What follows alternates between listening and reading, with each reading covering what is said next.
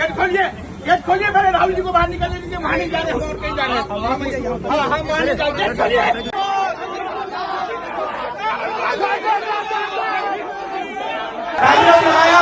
लगाया और मैं पीछे के रास्ते से आपके यहाँ आ गया।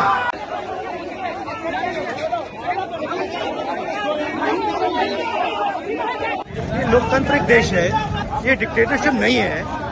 और यहाँ पे मतलब हमें स्टूडेंट से मिलने नहीं दे रहे, कोई कारण नहीं दिया, कुछ नहीं।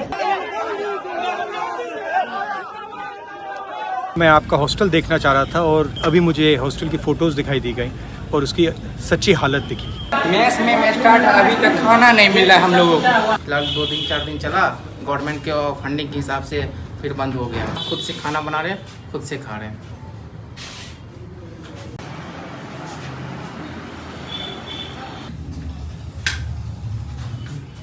पानी आने लगती है, सब के कारण खिड़की हुई थी मैं डोर, ये विंडो में लगा नहीं हुआ है, शीशा नहीं लगा हुआ है पूरा। देखिए, दलित, पिछड़ा वर्ग, अति पिछड़ा वर्ग, आदिवासी वर्ग, आपके खिलाफ इस देश में 24 घंटा अत्याचार होता है। आपको दबाया जाता है, आपको शिक्षा के सिस्टम में रोका जाता है, आपके खिलाफ पेपर लीक किया जाता है और आपके करियर को रोकने के लिए, खत्म करने के लिए किया जाता है। हमने 3 मांगे की हैं। सबसे पहले सही तरीके का जाति जनगणना जो हमने तेलंगाना में किया। दूसरी बात, प्राइवेट इंस्टीट्यूशंस में, प्राइवेट स्कूल्स और कॉलेजेस में रिजर्वेशन, अति पिछड़ा का, ओबीसी का, दलित का, आदिवासी का। हिंदुस्तान का कानून है कि प्राइवेट कॉलेजेस और यूनिवर्सिटीज में आरक्षण होना चाहिए और ना नरेंद्र मोदी ना बिहार की सरकार उस कानून को लागू कर रही है। इसीलिए हम उन पर दबाव डालेंगे और जब तक, मैं बता रहा हूं, जैसे मैं यहां आया हूं ना, रोक नहीं पाए, वैसे ही नहीं रोक पाएंगे जब तक इन्होंने प्राइवेट इंस्टीट्यूशंस में रिजर्वेशन नहीं किया।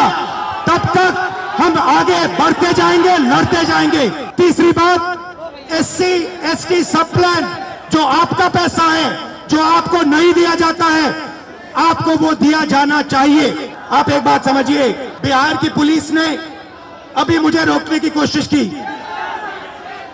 रोक नहीं पाई। पता है क्यों नहीं रोक पाई?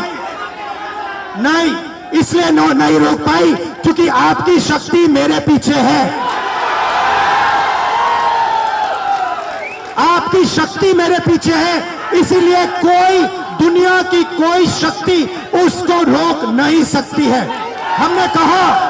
हमने नरेंद्र मोदी से कहा, पार्लियामेंट में कहा, तुम्हें जाति जनगणना करना पड़ेगा। हमने उससे कहा कि तुम्हें संविधान को यहां माथे पर लगाना पड़ेगा। नरेंद्र मोदी जी ने आपके दबाव से डरकर जाति जनगणना हिंदुस्तान में घोषित किया है। आपके दबाव से डरकर उन्होंने कॉन्स्टिट्यूशन अपने माथे पर लगाया है। मगर वो लोकतंत्र के खिलाफ है, संविधान के खिलाफ है, जाति जनगणना के खिलाफ है। और जो 90% हिंदुस्तान की गरीब आबादी है, अति पिछड़ा, दलित, आदिवासी, माइनॉरिटीज, ये इन सब के खिलाफ है। ये अदानी अंबानी की सरकार है, ये आपकी सरकार नहीं है। मैं जानता हूं SC ST अति पिछड़ा हॉस्टल्स में यहां क्या होता है। मैं आपको गारंटी देता हूं, जैसे हिंदुस्तान में सरकार आएगी, हम ये सारा का सारा बदल देंगे और आपके लिए जो होना चाहिए वो करके दिखाएंगे।